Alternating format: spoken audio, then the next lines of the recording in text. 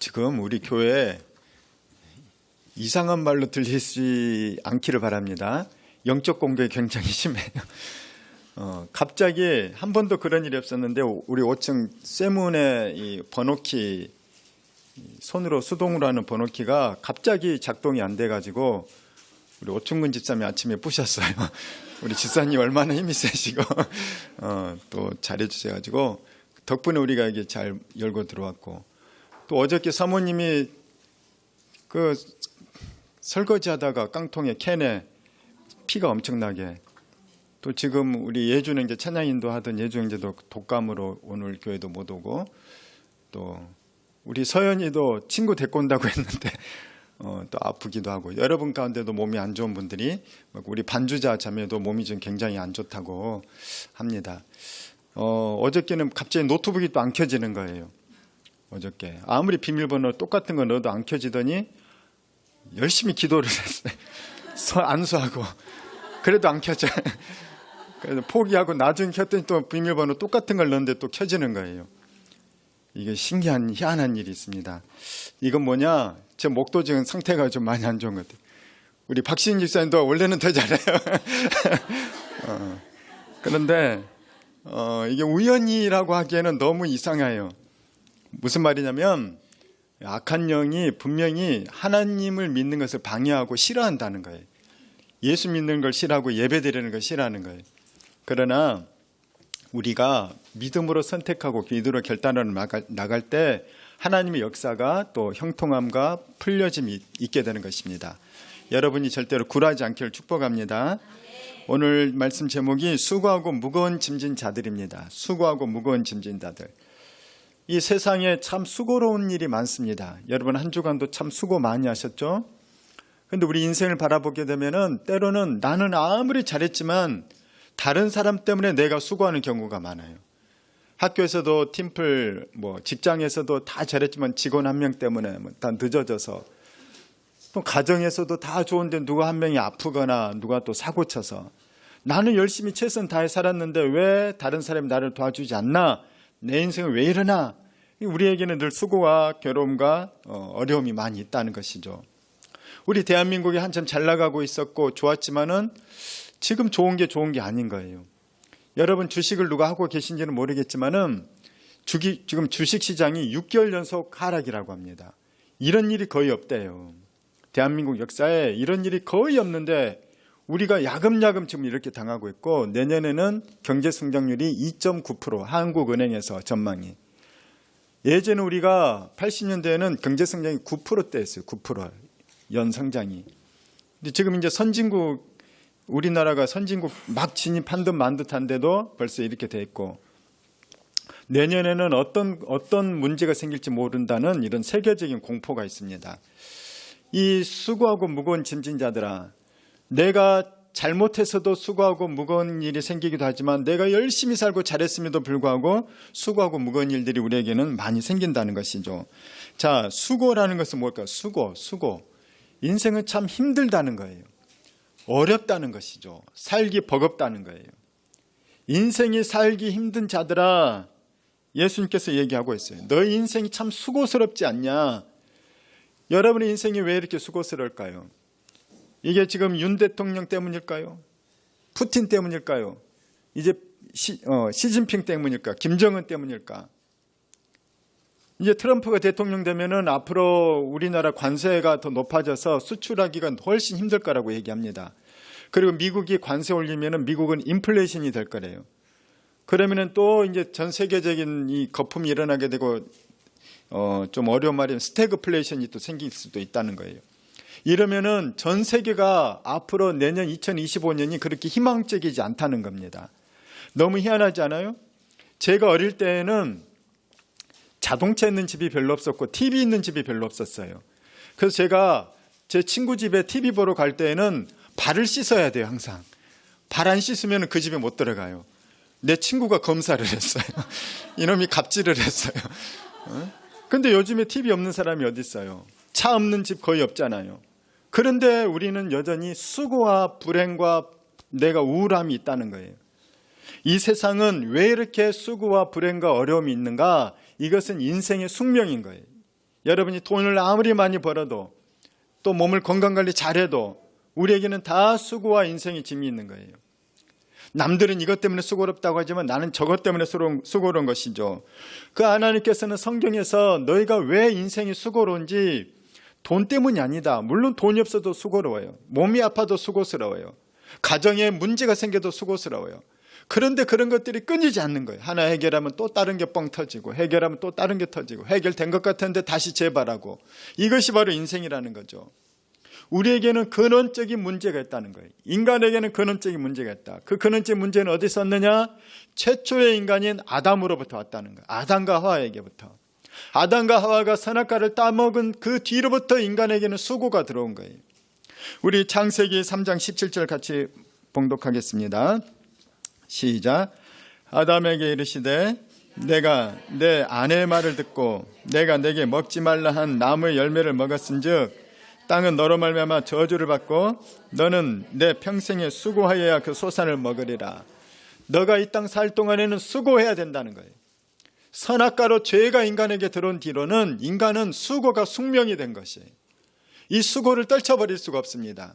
그래서 수고하지 않으려고 우리 학생들 열심히 공부하잖아요. 돈을 열심히 벌잖아요. 그리고 다른 사람에게 인정받으려고 자기 인격 도야를 하고 좋은 사람이 되려고, 능력 있는 사람, 존경스러운 사람이 되려고 해요. 우리 역사상에 가장 모든 걸 완벽하게 누린 사람인데 누구냐면 솔로몬 왕이에요. 그의 재산은 셀 수가 없어요. 세계 최고의 부자도 솔로몬만큼 못하대요. 왜냐? 그의 궁전은 금으로 씌웠거든요. 그의 의자나 모든 것들이 금으로 씌웠어요. 솔로몬의 재산은, 그의 왕궁이 얼마나 큰지, 솔로몬에게 그리고 해마다 주변에 있는 수많은 나라들이 엄청난 조공을 바쳐요.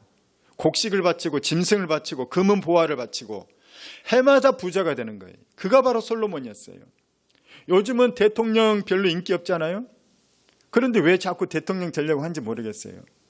대통령 돼봤자 욕 얻어먹고 온갖 비난 다 당하고 책임은 큰데 권리는 많지 않고 툭하면 탄핵하고 또 탄핵당하고, 물론 잘해야 되죠. 그런데 누구나 다 지금 많은 사람이 대통령을 서로 하려고 지금 밑에서 기다리고 있는 사람들이 이렇게 너무 많다는 거예요. 솔로몬은 요즘 같은 대통령이 아니에요. 솔로몬 때에는 모든 백성이 솔로몬을 자랑스럽게 여겼어요. 야, 이스라엘에 솔로몬이 있다니, 솔로몬이 우리나라의 왕이라니. 그래서 전 세계 수많은 나라에서 솔로몬을 보러 왔다는 거예요. 왕들도 보러 오고. 이스라엘 사람들은 자부심이 대단했어요. 우리는 솔로몬의 나라다. 솔로몬처럼 지혜롭고 뛰어난 사람이 어디 있는가. 솔로몬은 재산도 많죠. 이런 말을 하기엔 그렇지만 부인과 첩이 1000명이에요. 여자가 그렇게 많은 거예요. 솔로몬은 로맨티스트예요. 그가 그 아가서를 보면은 얼마나 그가 사랑이 넘치는지 몰라요. 정말 뛰어난 시인이기도 해요. 감성적으로 풍부한 사람이에요. 인기도 많지, 주변의 나라들이 다 조공바치고, 나라도 평안하지, 돈도 많지, 똑똑하지. 이 솔로몬이, 그런데 그가 남긴 말이 뭐냐?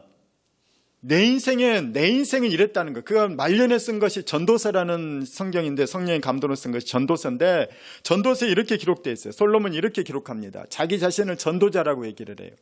내가 세상 살아봤더니 헛되고 헛되도다. 그러면서 뭐라고 얘기하냐? 2장 23절 시작. 일평생에 근심하며 수고하는 것이 슬픔뿐이라 그의 마음이 밤에도 쉬지 못하나니 이것이 헛되도다.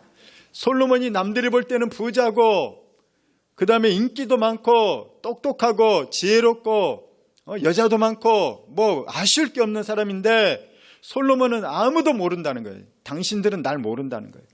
나의 평생 동안 나는 근심하며 수고하며 살았다는 거예요. 내가 돈이 없어서 수고했겠냐?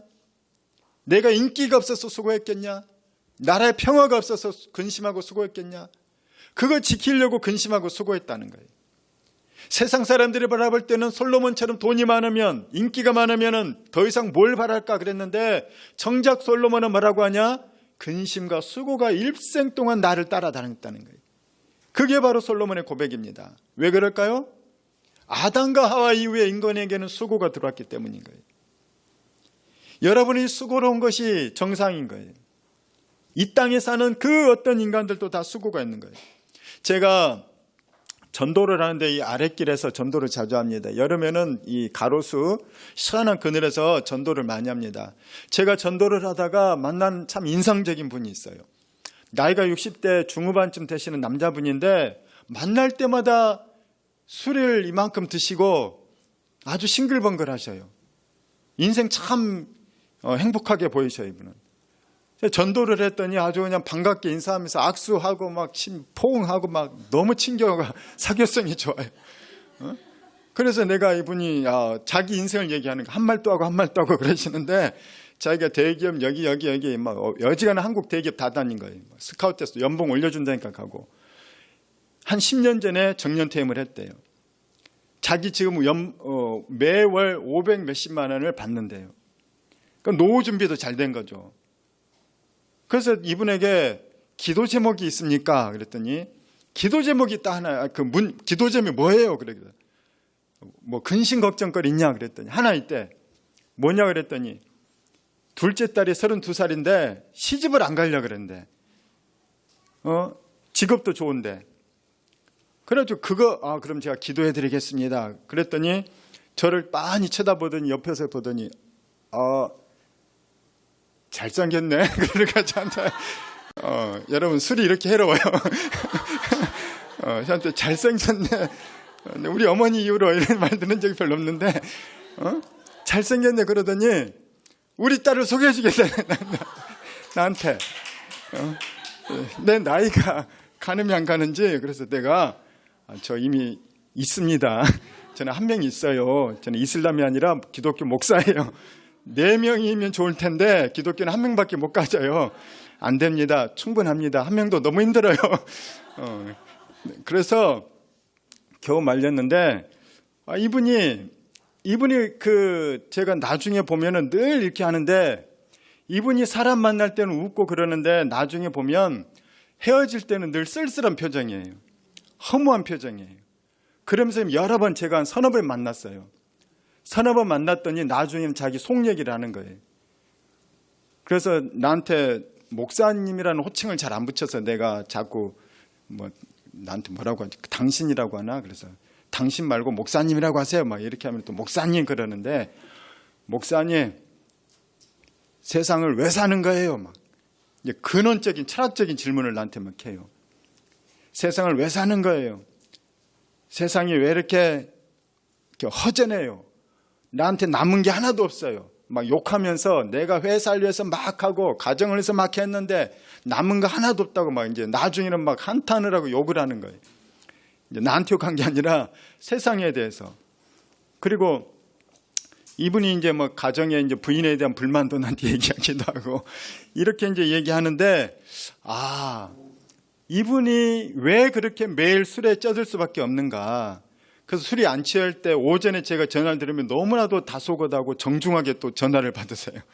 근데 술 취하면 또 완전히 다른 인격이 나오시는데 이분을 제가 보면서 이분이 노후도 준비되고 다 됐지만은 결국 이분은 인생의 문제를 해답을 얻지 못한 거예요. 날이 갈수록 자기 몸이 늙어져 가는 거죠. 늙어져 간다는 것은 죽음이 가까워졌다는 것이죠. 내 인생은 이제 할 만큼 다 했고 용도 폐기되어서 지금 퇴직 생활하고 있고 누가 불러주는 것도 없고 만날 만한 사람도 없고 재미도 없고 허무하고 내가 뭐 때문에 이렇게 열심히 살았는지 모르겠지만 나는 이제 죽어가고 있고 인생에 재미가 없으니까 매일 술 타령밖에 할 수 없는 거예요. 그분은 헛되고 헛되니 모든 것이 헛되되다. 이 솔로몬의 이 마음 상태인 것이에요. 그래서 이분이 이제 술 취했을 때 제가 영적 기도도 했을 때 다 따라 했긴 했어요. 근데 맨정신에 이제 교회 오시라고 하니까 아직은 이렇게 하면서 머뭇거리시는데, 세상에 수많은 사람들이 지금 그분의 인생을 사실은 부러워해요. 여러분 월 500 몇십만 원씩 받는 그런 노후 생활, 그 준비된 사람 대한민국에 5%도 안 돼요. 그 정도 금액은. 걱정 없어야 되잖아요. 인생 잘 살았다고 해야 되잖아요. 근데 그분의 뒷모습은, 그리고 그 나중 모습은 너무나도 허무하고 쓸쓸해요. 집에 빨리 가시잖아요. 집에도 빨리 안 간대.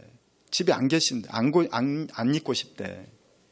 근데 갈 곳이 또 없대. 그래서 나 붙잡으면 전도 방해하려고 계속 붙어서 나 붙잡고 얘기해. 이분이 너무 심심하신가 봐요. 헛되고 헛되니 모든 것이 헛되도다.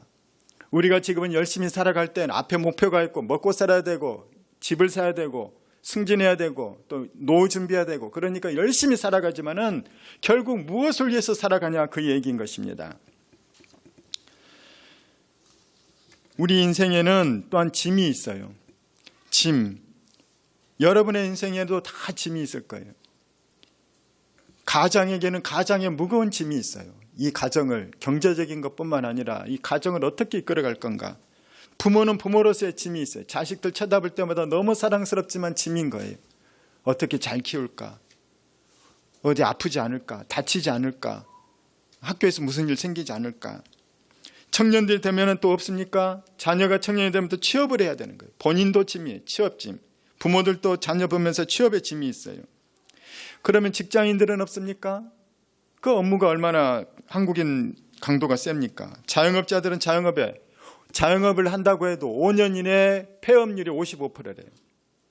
5년 이내에 55%가 망한다는 거예요. 인테리어 비용도 못 건지는 거예요. 군인들은 국방의 짐이 있어요. 제가 봤더니 저는 우크라이나와 이 전쟁을 계속 보면서 우크라이나 사람들이 너무 불쌍한 거예요.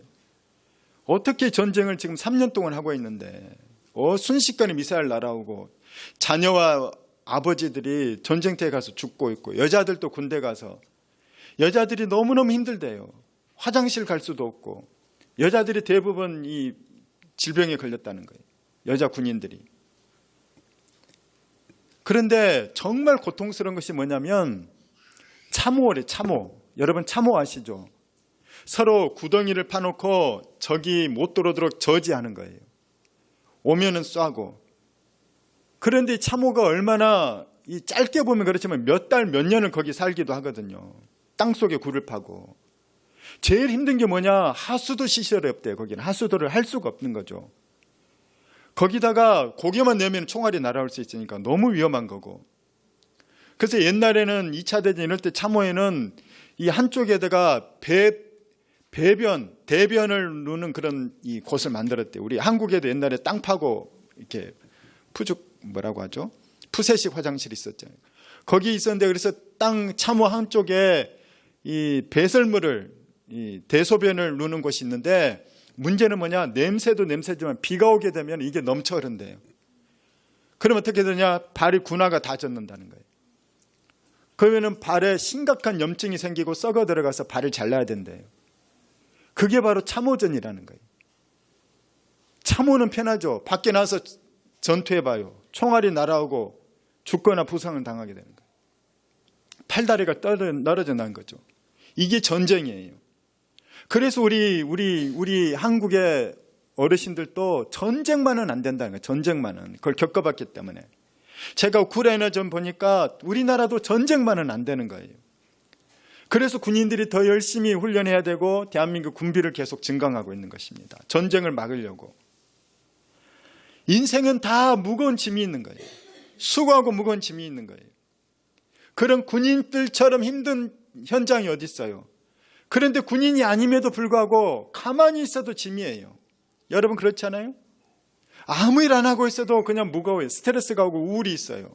집에 가만히 있어 보세요. 밖에 안 나가고 3일만 집에 있어 보세요. 대부분 우울합니다. 왜? 인생에는 수고와 짐이 있기 때문에. 다 짐이 나를 공격하는 거예요. 이런 자들에게 예수님께서는 너희의 수고와 너희의 짐에 대해서 예수님께서는 다 나에게 오라는 거예요. 내가 너희를 쉬게 하겠다는 것입니다. 그것이 바로 우리 예수님의 우리를 향한 부르심이라는 것이죠. 예수님께서는 우리를 부르셔서 우리에게 수고하고 무거운 자들에게 뭘 주기를 원하시냐면 우리의 마음을 먼저 바꿔주기를 원하셔요. 우리의 인생의 기도의 제목도 바꿔주시고 상황도 바꿔주시고 물질의 문제도 건강도 예수님께서는 바꿔주실 수 있지만은 제일 먼저 해결해 주기를 원하시는 게 마음이라는 거예요. 왜냐? 마음이 제일 중요하기 때문인 거예요. 여러분 마음이 무너지면 건강도 무너집니다. 마음이 떠나면 부부도 이혼을 하는 거예요. 마음이 떠나면 회사에 못 다녀요. 마음 상하면 친구 간의 우애도 깨지는 거예요. 공부도 마음으로 하는 거거든요. 마음 잡고 공부한다고 하잖아요. 그놈이 독하게 맘 먹고 공부하더라. 마음 먹고 공부하는 거예요. 근데 마음이 무너지면 다른 것들이 다 오는 거예요. 근심, 걱정, 두려움, 염려, 스트레스 다 어디서 옵니까? 마음에서 오는 거예요. 그래서 마음 관리를 잘해야 되는 것입니다. 이 마음은 우리가 스스로 잘 관리를 해야 하고 결단해야 되는 것이 있어요.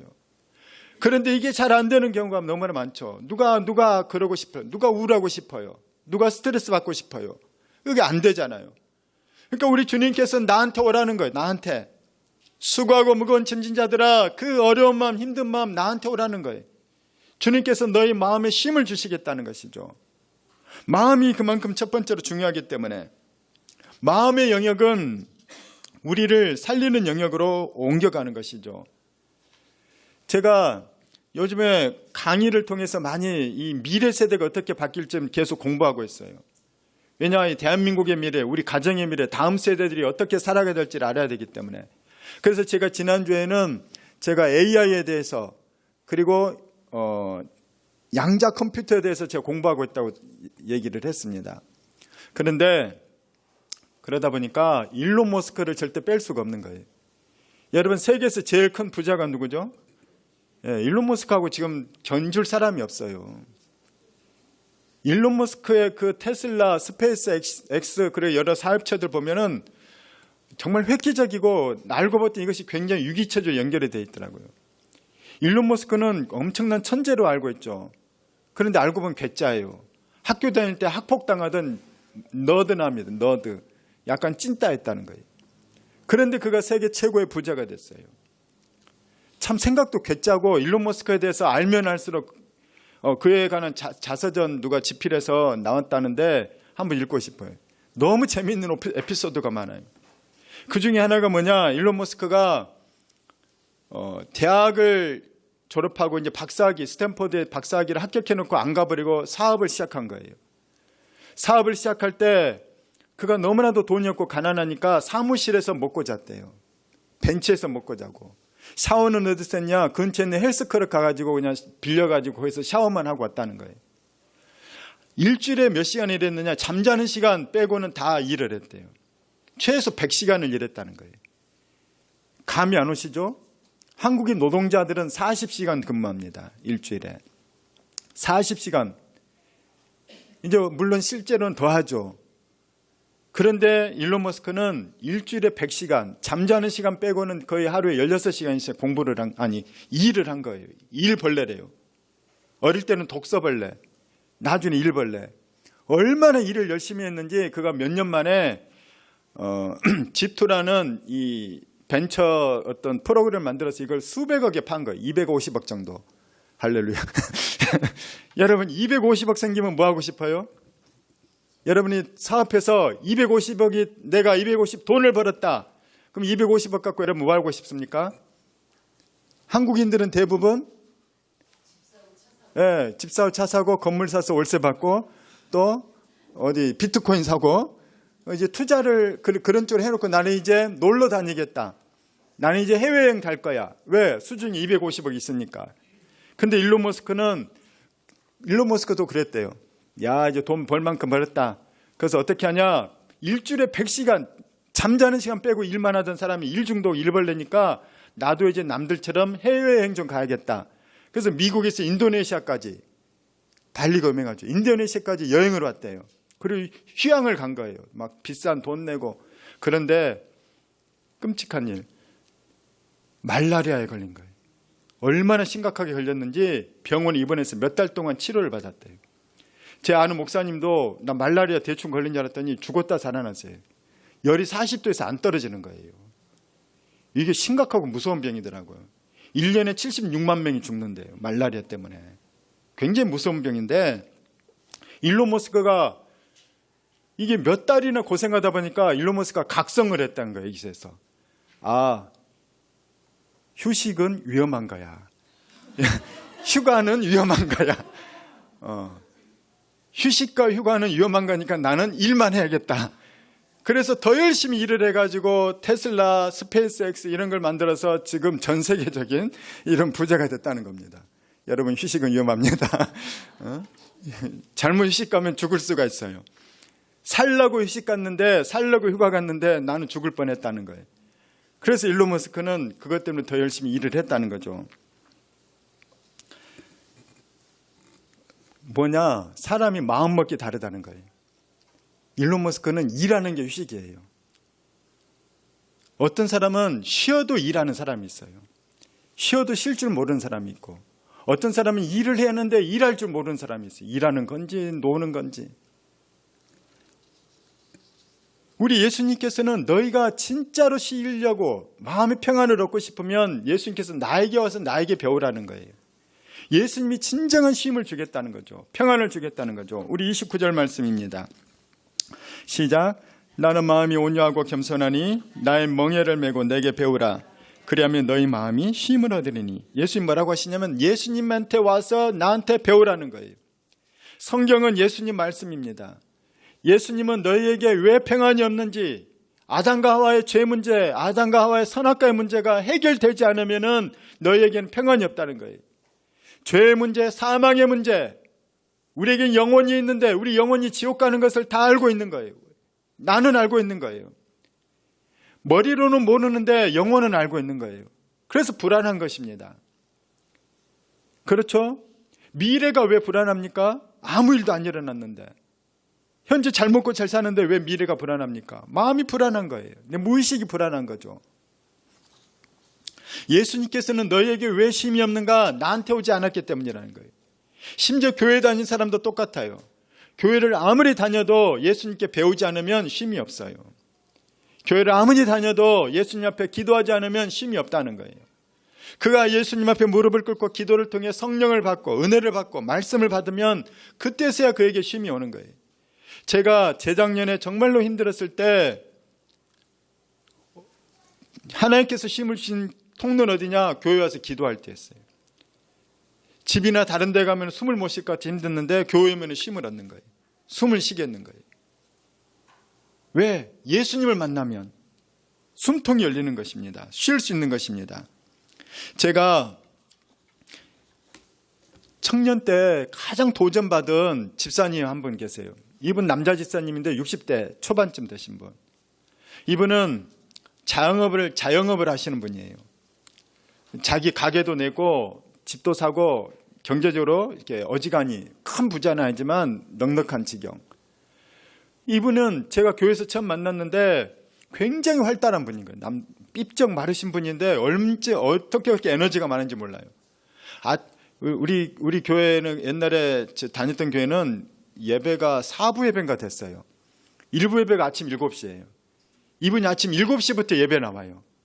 1부 예배는 성가대가 많지 않기 때문에 이분이 성가대 서는 거예요. 그 다음에 또 주차 봉사를 해요. 그 다음에 주일학교 교사예요. 부장 선생님으로. 그 다음에 뭐하냐? 저녁 예배가 8시에 시작하거든요. 그럼 저녁 예배에 또 성가대로 서는 거예요. 그때 저도 이래봬도 성가대 출신이에요.